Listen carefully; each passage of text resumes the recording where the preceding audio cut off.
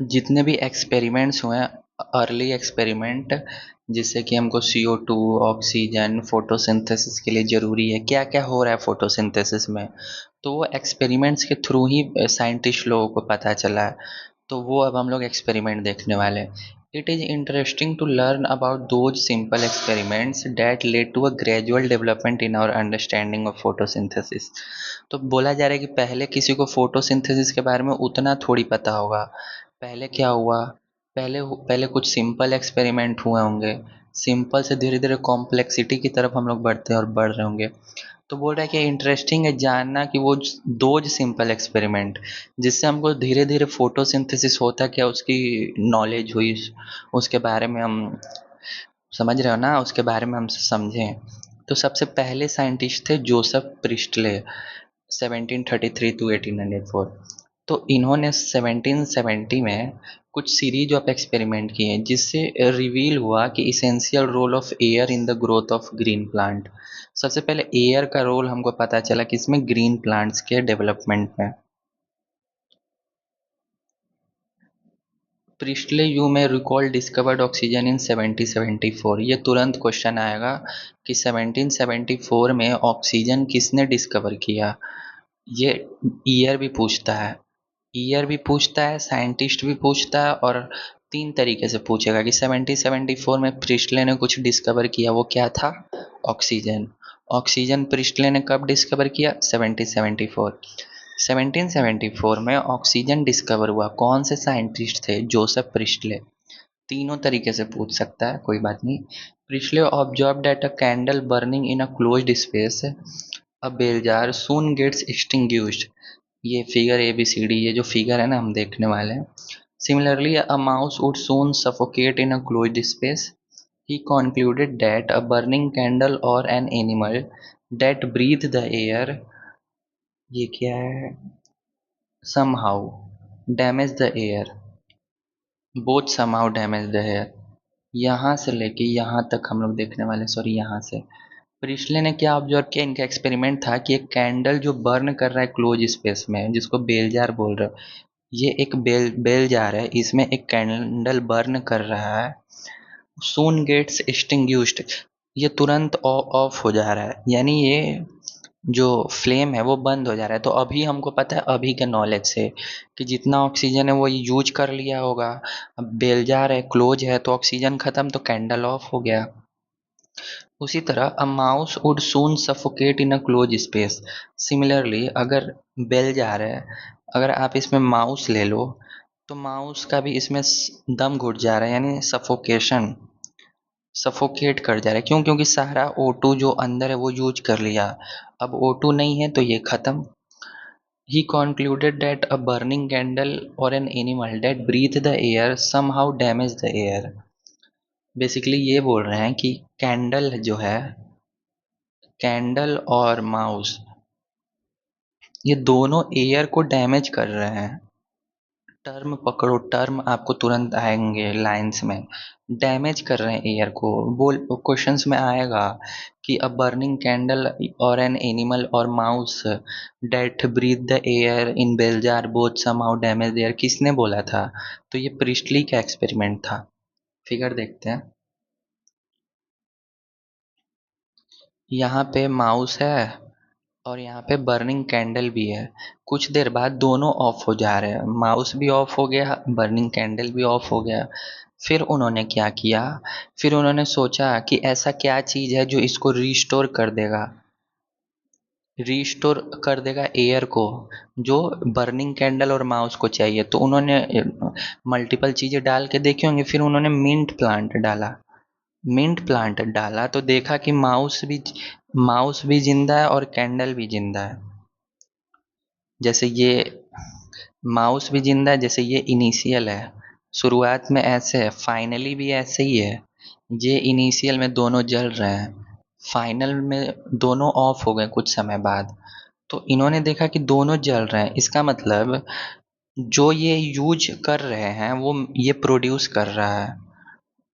तो अभी के नॉलेज से हमको पता है कि ये बर्निंग कैंडल और माउस ऑक्सीजन को यूज कर रहे हैं, मिंट प्लांट ऑक्सीजन को दे रहा है इन दोनों को, और ये जो CO2 प्रोड्यूस कर रही है दोनों जन, और ये CO2 ले ले रहा है। यानी मिंट प्लांट जो है CO2 लेके ऑक्सीजन प्रोड्यूस कर रहा है। तो इससे हमको फोटोसिंथेसिस के बारे में कुछ तो आइडिया हुआ, कुछ ना से सही कुछ। देखो, but when he placed a mint plant in the same bell jar, he found that mouse stayed alive and the candle continued to burn.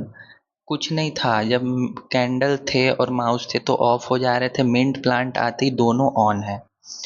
Priestley hypothesis as follow: plants restore to the air whatever breathing animals and burning candle remove।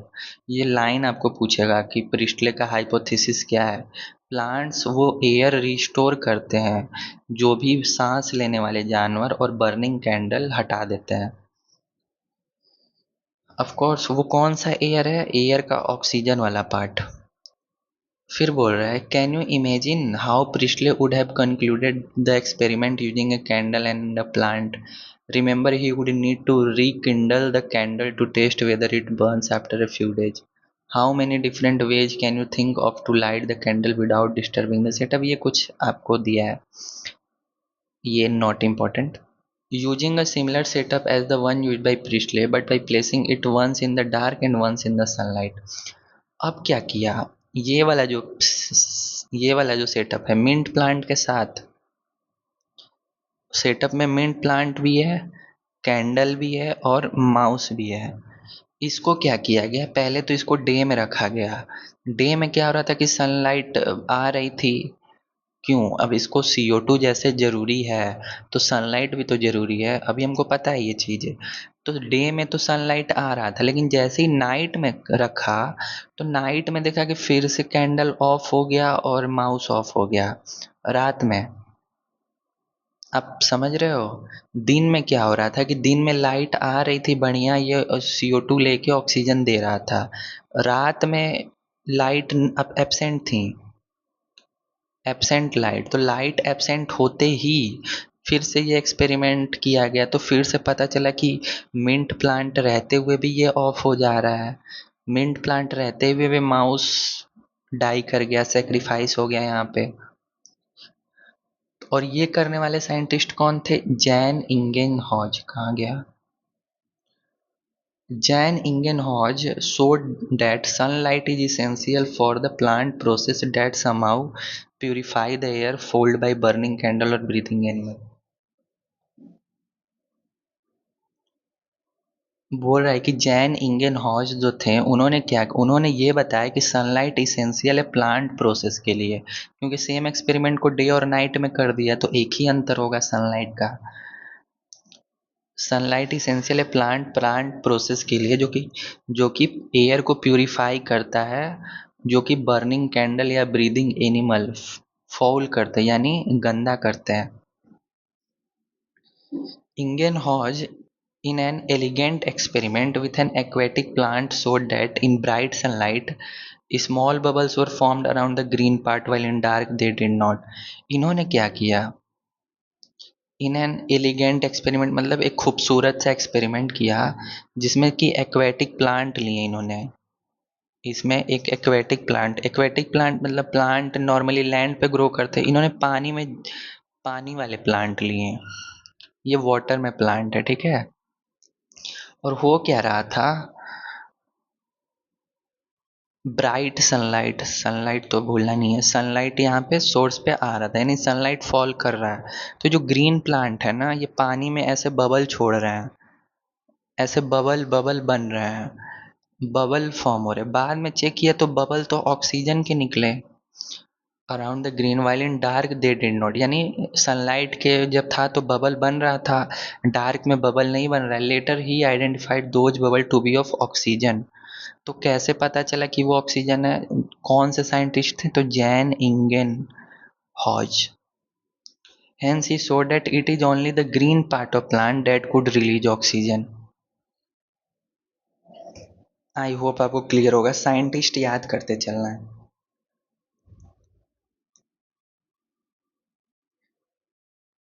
इन्होंने क्या किया, water plant लिया, basically आप hydrilla कह लो, water plant, aquatic plant. तो oxygen के bubble form हो रहे थे, ऑक्सीजन इन डे, दिन में। तो इससे तो ये भी दिखा दिया कि सनलाइट इंपॉर्टेंट है। इन्होंने क्या दिखाया, सनलाइट इंपॉर्टेंट है। यही थे वो थे जो प्रिस्टले का एक्सपेरिमेंट डार्क और सनलाइट में किए, तो यहाँ से तो सनलाइट दिखा दिए। फिर उन्होंने ये भी दिखा दिया कि सनलाइट के प्रेजेंस में होगा ब्राइट सनलाइट। और फिर ये दिखाया कि वो ऑक्सीजन के बबल है, यानी प्लांट जो है ऑक्सीजन का बबल छोड़ता है, यानी प्लांट ऑक्सीजन रिलीज करता है, वो भी green plants. Hence he show that it is only only the green part of plant that could release oxygen. ये लाइन आएगा और आपको 4 साइंटिस्ट दे दिया जाएगा, तो आपको याद रहेगा तभी आप करोगे, Jan इंगेनहॉज।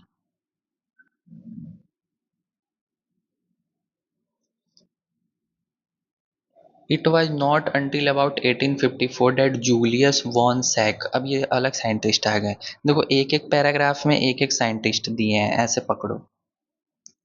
It was not until about 1854 that Julius von Sack provided evidence for production of glucose when plants grow। अब पता चल चुका था कि सनलाइट जरूरी है, जैन इंगेनहॉज ने बता दिया। फिर सैक, जूलियस वॉन सैक, इन्होंने बता दिया कि ग्लूकोज प्रोड्यूस होता है कब, जब प्लांट्स ग्रो होते हैं। ग्लूकोज क्या है, glucose is usually stored as starch, plant में ग्लूकोज स्टार्च के फॉर्म में स्टोर होता है। His later study showed that the green substance in plant is located in a special body within plant cells.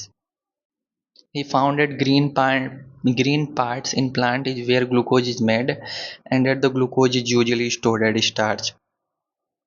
तो अगर पूछेगा कि सैक ने क्या किया, एस से सैक, एक्स से स्टोरेज बॉडी, ऐसे याद रखो।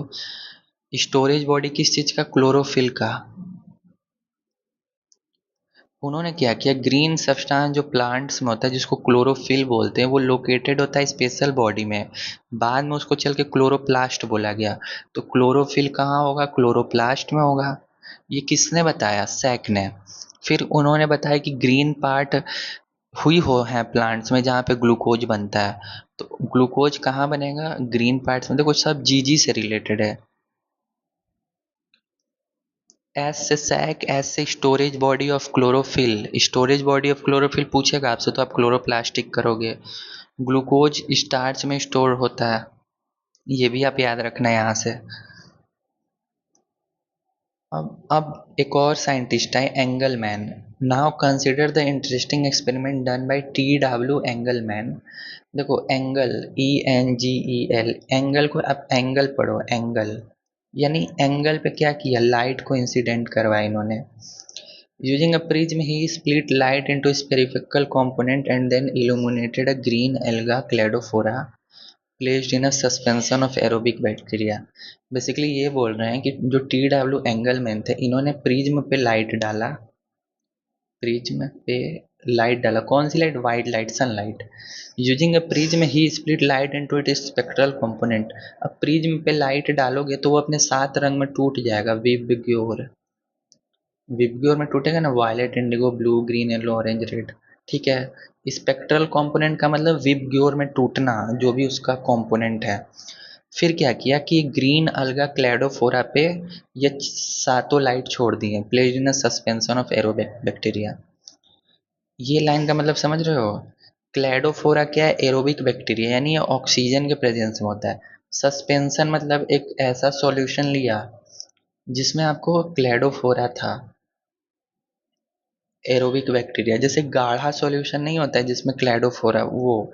The bacteria were used to detect the sites of oxygen evolution. अब यहाँ पे 7 कलर के लाइट आ रही हैं, 7 लाइट आ रही है विबग्योर में। तो आपको क्लैडोफोरा वहाँ पे अरेंज हो गए, क्लैडोफोरा 2 रीजन में अरेंज हो गए जाके, कहाँ पे। He observe that the bacteria accumulated mainly in the region of blue and red light of the split spectrum. Basically ऐसे समझो, एक लाइट आया, व्हाइट लाइट, प्रिज्म ने इसको 7 कंपोनेंट में इसके तोड़ दिए, कौन कौन से, विबग्योर वाले, रेनबो कलर। फिर इस रेनबो कलर को, ये जो रेनबो कलर निकला है, इसको एक सस्पेंशन में डाल दिए। इसमें क्या है, इसमें आपको एरोबिक बैक्टीरिया है, कौन से, क्लैडोफोरा। बैक्टीरिया मूव मूव कर सकते हैं, मूवेबल बैक्टीरिया है ना। तो बैक्टीरिया कहाँ जाएंगे, जहाँ पे उनको फोटोसिंथेसिस करने में अच्छा लगेगा। तो पता चला कि ब्लू और रेड लाइट की जगह ये एक्यूमुलेट हो गए। सपोज कर लो ये ब्लू है, ये रेड है, तो यहीं से ज़्यादा ऑक्सीजन आपको मिलने लगा कि यहाँ पे ऑक्सीजन ज़्यादा आ रहा है, इसका मतलब बैक्टीरिया यहीं दोनों रीजन में है। A first action spectrum of photosynthesis was thus described। पूछेगा कि पहला एक्शन स्पेक्ट्रम किसने दिया था, तो आप बोलोगे T.W. Engelmann. It resembles roughly the absorption spectra of chlorophyll A and B। देखेंगे जो एक्शन स्पेक्ट्रम है, मतलब जहाँ पे एक्शन हो रहा है वहीं पे अब्जॉर्प्शन हो रहा है। आप समझे मतलब ये प्रिज्म से लाइट गया, फिर ये टूटा, गया गया गया, ये समझ लो रेड वाला रीजन है, ये समझ लो ब्लू वाला रीजन है। तो यहीं पे रेड और ब्लू पे क्लैडोफोरा जो है एक्टिव है, यानी वो एक्शन में है, यानी यहीं से वो ऑक्सीजन छोड़ रहा है। इसका मतलब यहीं पे मैक्सिमम वो अब्जॉर्ब कर रहे हैं लाइट को। देखो क्लैडोफोरा लाइट को अब्जॉर्ब करेगा तभी तो फोटोसिंथेसिस करेगा। तो एक्शन हो रहा है कहाँ पे, जहाँ अब्जॉर्प्शन हो रहा है। तो वर्ड्स से आप पकड़ सकते हो। और दोनों को किसने दिया था, T.W. एंगलमैन। एंगल कैसे, जो एंगल पे लाइट तोड़ा था, प्रिज्म में इन्वॉल्व था, ऐसे आप याद करोगे। By the middle by the middle of the 19th century, the key feature of plant photosynthesis were known। पता ही चल गया यार, ब्लू लाइट और रेड लाइट पे ज़्यादा होता है, ये तक पता चल गया था। That plants could use light energy to make carbohydrate from CO2 and water, ये पता था। Empirical equation representing the total process of photosynthesis for oxygen involving organism was thus कि CO2 है, CO2 दे दो, पानी दे दो प्लांट को और सनलाइट दे दो तो वो ग्लूकोज बना देगा। ये CH2O को क्या बोल रहा है, CH2O इसमें 6 मल्टीप्लाई कर दो तो C6H12O6, तो ये ग्लूकोज 6 कार्बन का शुगर आपको बन के मिल जाएगा। अब अब इसमें और ज़्यादा अब इस इक्वेशन पे काम किया गया। A milestone contribution to the understanding of photosynthesis was that made by a microbiologist Cornelius van Niel. Corn van Niel short form में बोला जाता है। ये भी पूछेगा कि कौन से बायोलॉजिस्ट थे, माइक्रोबायोलॉजिस्ट थे। और माइलस्टोन कंट्रीब्यूशन यानी एकदम ज़रूरी ही था ये सब होना। मतलब एक होता है ना, ये हो जाएगा तो मज़ा ही आ जाएगा, मतलब हम इस चीज़ में बहुत एडवांस निकल गए अब इस वाले कंट्रीब्यूशन के बाद। कौन से थे, van Niel, who based on his studies of purple and green bacteria demonstrated that photosynthesis is essentially a light dependent reaction। इन्होंने पर्पल और ग्रीन बैक्टीरिया को यूज किया और इन्होंने दिखाया कि लाइट डिपेंडेंट रिएक्शन है फोटोसिंथेसिस, यानी लाइट को आप हटा दोगे तो फोटोसिंथेसिस नहीं होगी। In which hydrogen from a suitable oxidizable compound reduces carbon dioxide to carbohydrate। बोल रहा है कि ये H2O है और ये CO2 है, वही लिखा है देखो, कहाँ गया, hydrogen from a suitable oxidisable compound. H2O से क्या मिलेगा, हाइड्रोजन मिलेगा ना। अब आप हाइड्रोजन H2O से हटा के H2S से ले आओ, यहाँ से भी हाइड्रोजन मिल जाएगा, तो रिड्यूस करेगा कार्बन डाइऑक्साइड टू कार्बोहाइड्रेट। ये केमिस्ट्री का लाइन है। सुटेबल ऑक्सीडाइजेबल कंपाउंड मतलब ये कंपाउंड पानी ऑक्सीडाइज होना चाहता है और CO2 रिड्यूस होना चाहता है। रिडक्शन का डिफिनीशन आप पढ़े होगे केमिस्ट्री में, पढ़ोगे कि gain of hydrogen. Gain of hydrogen तो सभी जानते हो, रिडक्शन। तो CO2 जो है वो H ले लेगा, तो CO2 गेन कर लिया हाइड्रोजन, तो CO2 गेन करके रिड्यूस हो गया किससे, कार्बोहाइड्रेट में। CO2 हाइड्रोजन लेके कार्बोहाइड्रेट बना, तो CO2 हाइड्रोजन लेके रिड्यूस हो गया कार्बोहाइड्रेट में। ये है। This can be expressed by 2H2A। अब ए की जगह ऑक्सीजन होगा तो ये पानी बन जाएगा, सल्फर होगा तो H2S। देखेंगे इन green plant H2O is the hydrogen donor. Green plant है तो यहाँ पे H2A की जगह हाइड्रोजन और CO2 मिलके बनाएंगे जो कि ऑक्सीजन बनेगा। Some organism do not release O2 during photosynthesis. ठीक है, कुछ ऑर्गेनिज्म होते हैं जो ऑक्सीजन को इन्वायरमेंट पर नहीं रिलीज करते हैं। When H2S instead is the hydrogen donor for purple and green sulfur bacteria। बोला गया था ना ये जो कॉर्न वैन नील थे ये पर्पल और ग्रीन बैक्टीरिया पे काम कर रहे थे ना। Purple and green sulphur bacteria बोलोगे तो ज़्यादा सही रहेगा। तो इन्होंने बोला कि पानी तो ठीक है लेकिन पानी क्यों लिया जाता है क्योंकि हाइड्रोजन जरूरी है। अगर हम हाइड्रोजन ये ले लें तो इसमें भी तो हाइड्रोजन है जो कि पर्पल और ग्रीन सल्फर बैक्टीरिया में होते हैं। The oxidation product is sulfur or sulfate depending on the organism and not O2. Hence, he inferred that the O2 evolved by the green plant comes from H2O not from CO2। देखो हमको पता है कि CO2 और H2O मिलके carbohydrate बनाते हैं और ऑक्सीजन रिलीज होता है। तो इन्होंने ये बताया कि ये जो ऑक्सीजन है वो कहाँ से आया, CO2 से आया कि H2O से आया। आप सोचो ये जो ऑक्सीजन है वो कहाँ से रिलीज हुआ है। तो इन्होंने एक्सपेरिमेंट करके बताया कि जो CO2 ये ऑक्सीजन है वो CO2 से नहीं आया है वो पानी से आया है। समझे अब। हेंस ही इन्फर्ड मतलब उन्होंने बताया that O2 evolve by the green plant comes from H2O not from CO2। This was later proved by using radioisotope technique the correct equation that to represent the overall process। बोला गया है देखो ये एक आप एक प्रोसेस देख लो 6CO2 12H2O glucose 6H2O 6O2। अब यहाँ पे आपको 12 ऑक्सीजन के एटम्स मिल रहे हैं और अगर आप यहाँ पे 6 करो 6 करोगे अगर तो यहाँ पे 6 ही ऑक्सीजन है यहाँ पे 12 ऑक्सीजन कैसे मिल गए। तो ये इक्वेशन उन्होंने ठीक किया कि 12 ऑक्सीजन इधर है यानी इधर पानी में 12 ऑक्सीजन रहने जरूरी हैं है ना 12O। तो ये उन्होंने बताया कि ये जो ऑक्सीजन है वो पानी से आ रहा है। तो अगर इधर 12 ऑक्सीजन के एटम्स मिल रहे हैं ऑक्सीजन के एटम्स वो भी गैस के रूप में तो पानी में भी 12 रहने चाहिए। तो एक तरीके से बैलेंस करके दिया इक्वेशन को। अच्छा क्योंकि पहले नॉर्मल वाला बैलेंसिंग ये था ना इसमें क्या कौन कितने अमाउंट में लोगे कैसे पता चलेगा। तो इस वाले से पता चलेगा। ग्लूकोज का तो पता ही था 6 6H12O6 पता ही था ना। फिर ऑक्सीजन का पता किया 6 यहाँ पे 12 यहाँ पे 6।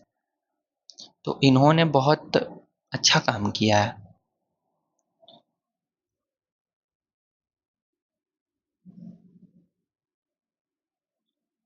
वेयर C6H2O6 रिप्रेजेंट ग्लूकोज ये ग्लूकोज है। The oxygen release from is from water ठीक है। This was proved using radio isotope technique. कैसे जैसे ऑक्सीजन का मॉलिक्यूलर मास होता है 16 फिर यहाँ पे उन्होंने आइसोटोप ले लिया 18 वाला ऑक्सीजन पानी ले लिया 18 वाला। तो बाद में देखा ना कि जो गैस निकल रही है CO2 वो भी 18 वाला ही निकल रहा है। तो ऐसे आइसोटोपिक टेक्निक से प्रूव कर दिया। Note that this is not a single reaction but description of a multi-step process called photosynthesis। Can you explain why 12 molecule of water as substrate are used in the equation given above। 12H2O इसलिए लिया गया क्योंकि इधर 12 oxygen release हो रहे थे। Balancing करोगे ना तो आपको दिखेगा। बोल रहा है कि डिस्क्रिप्शन ऑफ मल्टी स्टेप जो फोटोसिंथेसिस जो है वो सिंगल स्टेप नहीं है। आपको लगेगा कि सिंगल स्टेप है क्यों क्योंकि आपने ये वाला रिएक्शन आप देख रहे हो ऐसे ऐसे करके एक ही स्टेप में तो नहीं ये मल्टी स्टेप प्रोसेस है। क्यों क्योंकि हम लोग फोटोसिंथेसिस तो देखने वाले हैं तो आपको पता चल जाएगा मल्टी स्टेप क्यों है क्योंकि मल्टीपल रिएक्शन हो रहे हैं। ओके तो ये वाला टॉपिक क्लियर होता है। नेक्स्ट टॉपिक से हम आएंगे where does photosynthesis takes place. पता ही हमको लिप्स में होता है और भी बहुत जगह होते हैं।